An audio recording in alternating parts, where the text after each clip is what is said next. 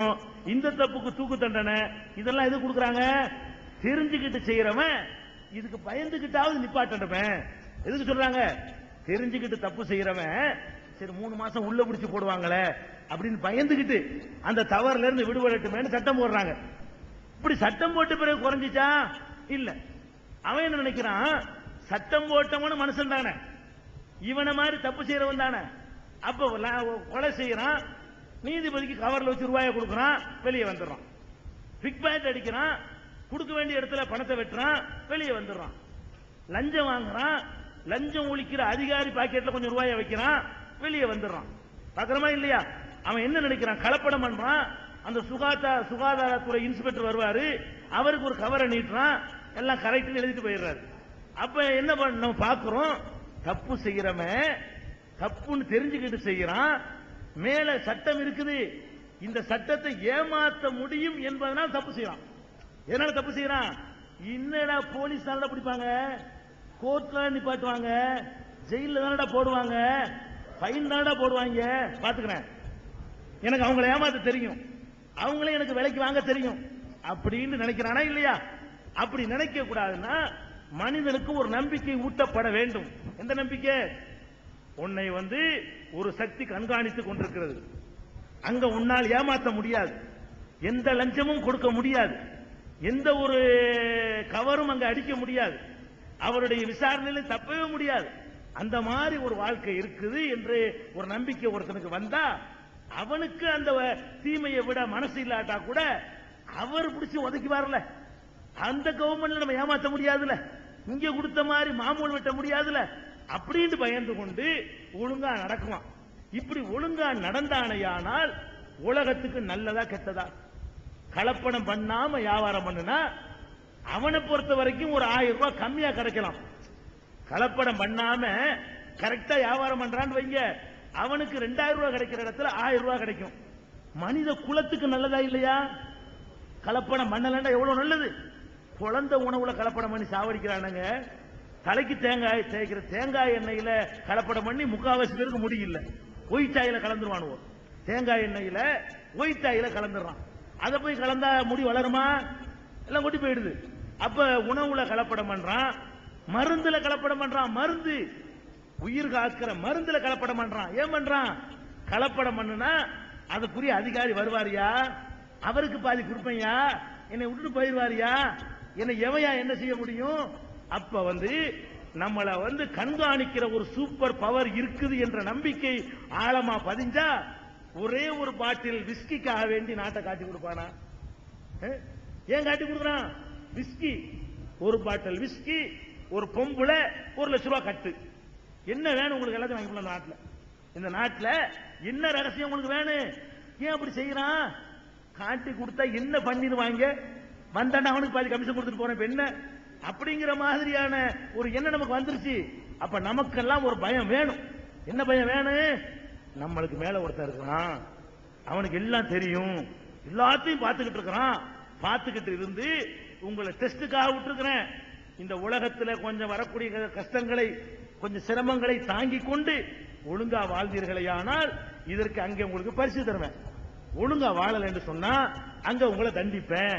நல்லவர்களுக்கு சொர்க்கம் என்று தந்து உங்களுக்கு விரும்பினதையெல்லாம் தரப்போறேன், கெட்டவர்களுக்கு நரகத்தில் போட்டு உங்களுடைய தவறுகளுக்கு தண்டிக்க போறேன் அப்படின்னு சொல்லக்கூடிய ஒரு கடவுள் இருந்தால், அப்படி ஒரு போதனையை நம்ம நம்பினால் உலகத்துக்கு நல்லதா கெட்டதா? வெறும் பகுத்தறிவுனால மட்டும் நல்லவன் நடக்க முடியுமா? எவ்வளவு அறிவு கூட அவ்வளவு தப்பு செய்யறானுங்க. அறிவு கூட கூட தப்பு கூட செய்யலாம். கிராமத்தில் இருக்கிற தப்பை விட நகரத்தில் தப்பு அதிகமா இருக்கா இல்லையா? கிரிமினல் யார் பெரிய கிரிமினலா இருக்கிறா? படிச்சவன் தான் கிரிமினலா இருக்கான். படிக்காதவனுக்கு ஏமாத்த தெரியாது, படிச்சவனுக்கு ஏமாத்திரம் சேர்த்துக்கிட்டு படிக்கிறான், டவுரி வாங்குறான். கிராமத்தில் படிக்காதவனுக்கு 1000 ரூபாய், டாக்டருக்கு 5 லட்சம் ரூபாய். என்ன நீ படிச்சு கிழிச்ச? படிச்சு இந்த அறிவு உனக்கு என்னத்தை தந்துச்சு? இது பொம்பளைகிட்ட வாங்குறது கேவலங்கிற புத்தியாவை தந்துச்சா உனக்கு? அப்ப படிக்க படிக்க உன்னுடைய படிப்பு உன்னை சீர்திருத்த மாட்டேங்குது, உன்னுடைய அறிவு சீர்திருத்த மாட்டேங்குது. நாட்டில் போடக்கூடிய சட்டங்கள்னால உன்னை சீர்திருத்த முடியல. ஏன்? எல்லாத்தையும் ஏமாத்திரலாம், தண்ணி காட்டிடலாம் நினைக்கிற.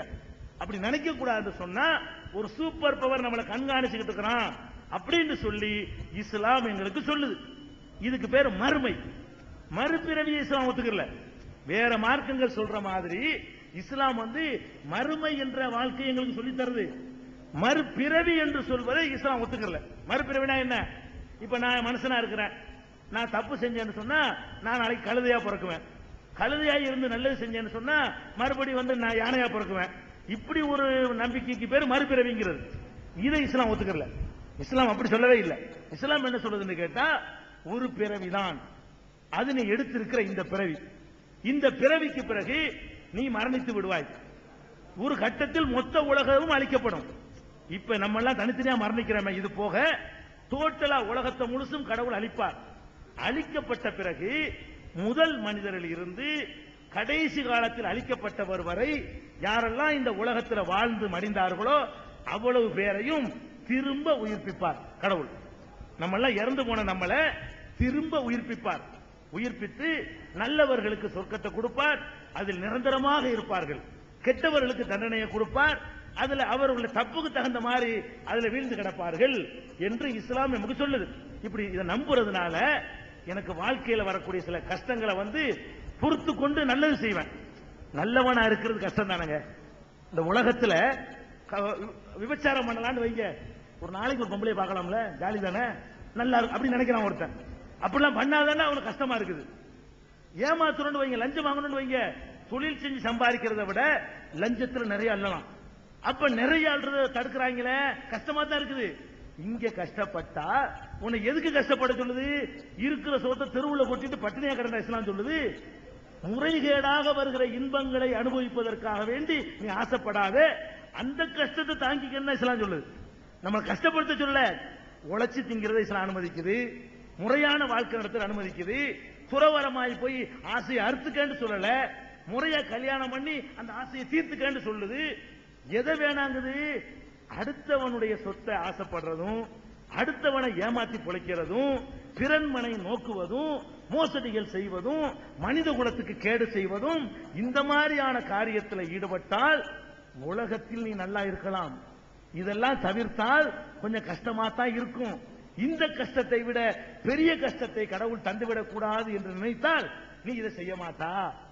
இப்படி வந்தா நம்ம எல்லாரும் நம்பிட்டோன்னு வைங்க, நம்ம எல்லாருமே ஒரு கடவுள்கிட்ட மாட்ட போறோம் நம்பணும்னு வைங்க, கலப்படம் பண்ணுவோமா? 1 கிலோன்னு 900 கிராம் எடுத்து கொடுப்போமா?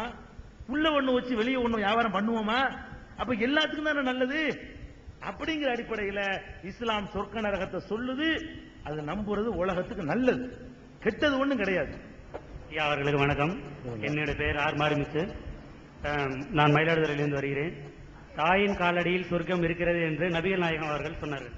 ஆனால் அந்த தாயின் காலடியில் கீழே விழுந்து வணங்குவது இஸ்லாமிய மதத்தில் தவறு என்று கூறப்படுகிறது. இது ஒரு அகந்தையின் வெளிப்பாடு என்றால்வா தோன்றுகிறது. இதற்கு சரியான பதில் சொல்லுமாறு கேட்டுக்கிறேன். நன்றி. அதாவது இஸ்லாமிய மார்க்கத்தில் நபிகள் நாயகம் சொல்றாங்க, தாயின் காலடியில் சொர்க்கம் இருக்கிறது. தாயின் காலடியில சொர்க்கம் இருக்குது. தாயின் காலடியில சொர்க்கம் இருக்குன்னா தாயாரை நிப்பாட்டி வச்சு காலடியில ஒரு 200 அடி தோண்டி பார்த்தா உள்ளக்க சொர்க்கம் இருக்குமா? இருக்காது. தாயின் காலடியில சொர்க்கம் இருக்குன்னா அவங்களுக்கு கொஞ்சம் நகண்டுகளை சொல்லி கிணறு வெட்டி பார்த்தா கூட சொர்க்கம் உள்ள இருக்குமா? இருக்காது. இது ஒரு இலக்கிய சொல். தாயின் காலடியில் சொர்க்கம் இருக்குன்னா காலடியில இருக்குன்றதுக்கு அர்த்தம் இல்ல, காலுக்கு காலுங்கிற அர்த்தமும் இல்ல, கால அடிக்கு கால அடிங்கிற அர்த்தமும் இல்ல, அது கீழே இல்ல, இருக்காது. வேற என்ன அர்த்தம்?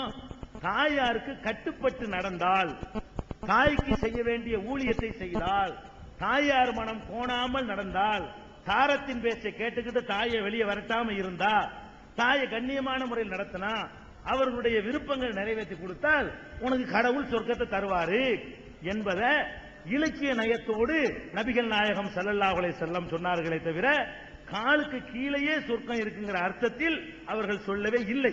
அது இல்லவும் இல்லை. உங்களுக்கு தெரியும். இப்ப ஒருத்தர் நல்ல ஒரு பொம்பளை இருக்கான்னு கேட்டா நிலவு மாதிரி பிரகாசிக்குதுன்னு சொல்லுவோம். அப்படின்னா லைட்ல அமைச்சு போட்டுருவோமா? ராத்திரில வெளிச்சம் வருமா மூஞ்சில இருந்து? நிலவு மாதிரி இருக்கிறாண்டா என்ன அர்த்தம்? அது சும்மா சொல்லிக்கிறது, அப்படி அர்த்தம் எடுத்துக்கிற கூடாது. அந்த மாதிரி தான் இலக்கியமான வார்த்தைகளை இலக்கியமாக கருத்தில் கொள்ள வேண்டும். இப்ப வருவோம். அப்ப தாயின் காலடியில் சொர்க்கம் என்பதற்கு காலுக்கு கீழே சொர்க்கம் இருக்குன்னு புரிஞ்சுக்கிற கூடாது. காலடிங்கிறதுக்கு என்ன நம்ம கூட சொல்லுவோம், ஏன்டா நீ அவன் காலடியில கிடக்கிறேன்.